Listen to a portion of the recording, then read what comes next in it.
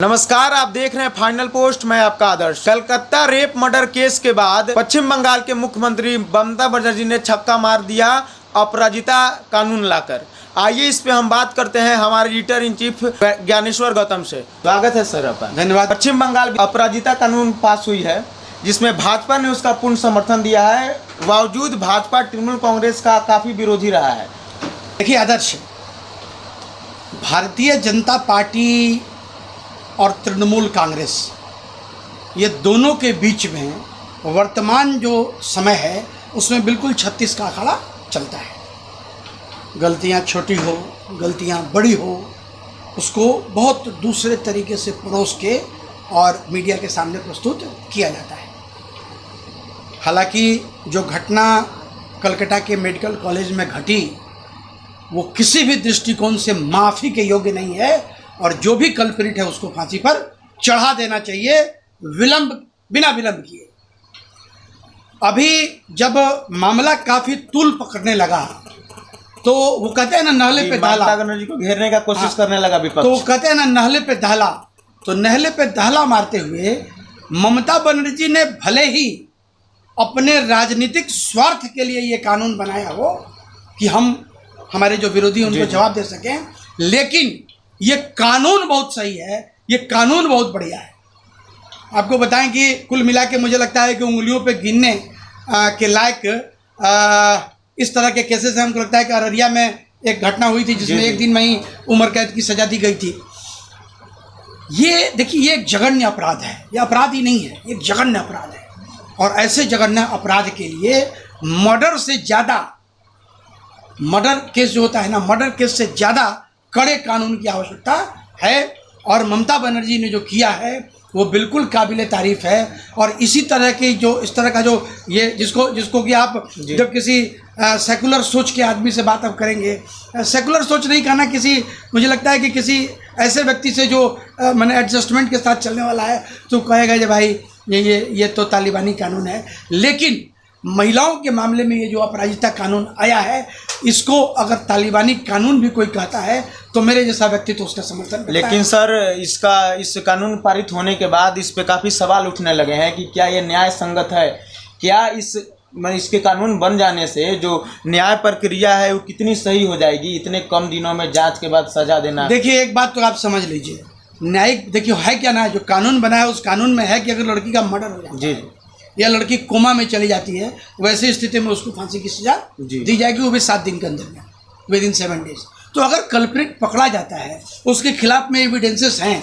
अब सपोज कीजिए कि किसी लड़की की हत्या होती है, उसका टेस्ट होता है और उस टेस्ट में ये पता चलता है कि लड़के का जो वो वीर्य शुक्राणु जो भी होता है वो उसके साथ मैच कर रहा है, तो वैसी स्थिति में तो क्लियर कट वे में बातें पता चलती हैं, तो फांसी पर लटका दो। लेकिन सर, बहुत ऐसे घटना है जो इससे पहले लोअर कोर्ट ने, पोस्को अदालत ने 1 दिन, 10 दिन, 9 दिन में फैसला सुनाया है, लेकिन जो दोषी थे वो लोअर कोर्ट से ऊपर जाके अपील करके हाई कोर्ट। देखिए, एक बात समझिए आदर्श, क्या है ना कि जो हिंदुस्तान की कानूनी प्रक्रिया है, तो कानूनी प्रक्रिया में बहुत जटिलताएं हैं। लेकिन मुझे लगता है कि कोर्ट भी इन मामलों में अब बहुत कड़ा संज्ञान लेने की स्थिति में है, क्योंकि इस तरह की घटनाएं लगातार बढ़ती जा रही हैं। और हमारे यहाँ पूरे हिंदुस्तान में मुझे लगता है कि हर 3 मिनट में एक लड़की का बलात्कार होता है। जो डाटा अभी बताता है कि हर 3 मिनट में एक लड़की का बलात्कार होता है।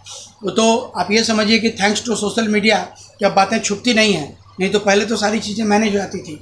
तो कानून, उसके ऊपर कड़ा कानून बनाना आवश्यक था और ममता बनर्जी ने ये अच्छा किया है। और दूसरा एक चीज़ आपको और बताएं कि तुलसीदास ने रामायण में लिखा कि भय बिन होई है न प्रीत। जी। जब प्रेम के लिए भी भय की ज़रूरत है, तो अपराध के लिए तो भय की आवश्यकता होनी चाहिए। अपराध के लिए भय व्याप्त होना चाहिए, और अगर भय व्याप्त नहीं होगा, अपराध नहीं रुकेगा। और वो भी इस तरह का अपराध, इस तरह का जघन्य अपराध, जब आप किसी एक व्यक्ति की ज़िंदगी, एक बात आप समझिए, किसी लड़की के साथ बलात्कार होता है, उसके साथ गैंग रेप होता है, उसके बाद वो लड़की एक बहुत मेंटल ट्रॉमा में रहती है, बहुत मानसिक स्थिति उसकी खराब रहती है।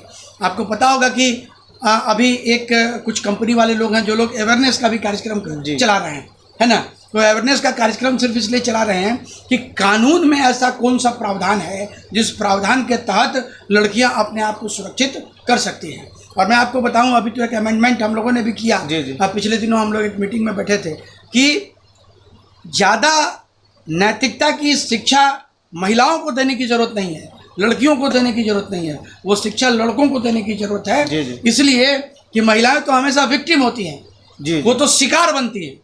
शिकार करने वाला जो व्यक्ति है उसको ये पता होना चाहिए कि अगर मैं पकड़ा जाता हूँ या मैं गलत काम करता हूँ जी जी। तो वैसी स्थिति में हमको फांसी की सज़ा हो सकती है, हमको सजाए मौत मिल सकती है, हमको आजीवन कारावास हो सकता है, हम उससे मुक्त नहीं हो सकते। केंद्र सरकार ने भी ऐसा बिल पारित किया था कि देखिए, फांसी की केंद्र सजा होगी। सरकार ने भी फैसला बिल पारित किया था, लेकिन ममता बनर्जी का जो कानून है वो कानून केंद्र सरकार के कानून से ज़्यादा कड़ा कानून है। और मेरे जैसा व्यक्ति, जी जी। मैं ये मान के चलता हूँ, मेरे जैसा व्यक्ति जो है या हमारी सोच का जो व्यक्ति है वो व्यक्ति इसका समर्थन करता है। जैसा कानून ममता बनर्जी ने अपने राज्य में लाया है वैसा कानून सभी राज्यों को लाना चाहिए। बिल्कुल, खास करके महिला सुरक्षा के मामले में तो ये कानून लाना बिल्कुल आवश्यक है। और इस चैनल के माध्यम से, अपने चैनल के माध्यम से हम लोग भी इसको प्रचारित करने का प्रयास करें कि हर राज्य में इस तरह का कड़ा कानून अवश्य बनना चाहिए। देखिए, एक बात आपको बताएं, लड़कियां मैच्योर हो जाती हैं, मैच्योर होने के बाद आपसी सामंजस्य के साथ अगर कोई शारीरिक संबंध बनता है, ठीक है, तो वो क्षम्य है, जी है ना। लेकिन किसी नाबालिग लड़की के साथ अगर जबरदस्ती बलात्कार होता है, उसके साथ बलात्कार किया जाता है, आपको बताएं अभी तो मानसिकता कितनी गंदी हो गई। आप देखेंगे अभी खबर में 1-1 साल की बच्चियों के साथ बलात्कार हो रहे हैं। आप ये समझिए कि मानसिक तौर पे व्यक्ति कितना दरिद्र होगा, कितनी विकृति उसके अंदर होगी, है ना, कि 1 साल की बच्ची के साथ बलात्कार होता है। तो ऐसे लोगों को तो ममता बनर्जी ने तो 7 दिन का समय भी दिया है। मेरे हाथ में अगर आ जाए तो हम सरेआम चौराहे पर साले को गोली मारें। बीजेपी ने इस बिल का खुलकर समर्थन किया है, लेकिन ममता बनर्जी ने एक बयान दिया है कि बीजेपी वाले हाथरस जैसे रेप मामले हुए उस पर उन्होंने कोई विरोध नहीं किया। देखिए बंगाल में जो आदर्श बीच में रोकेंगे आपको। इस देश का यही एक बड़ा दुर्भाग्य है।